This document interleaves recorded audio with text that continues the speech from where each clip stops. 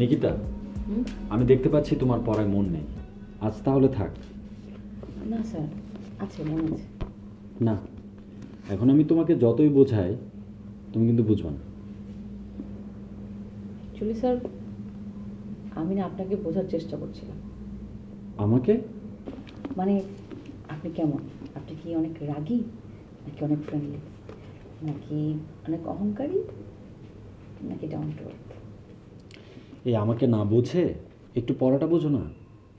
শুধুমাত্র তোমার মায়ের অনুরোধে, হ্যাঁ, তোমাদের প্রতিষ্ঠানে চাকরি করেও আমি তোমাকে পড়াতে আসি।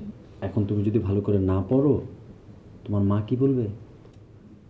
মা কিছুই ভাববে না, কারণ মাই তো আপনাকে রিকোয়েস্ট করেছে আমাকে পড়ানোর জন্য, তাই না?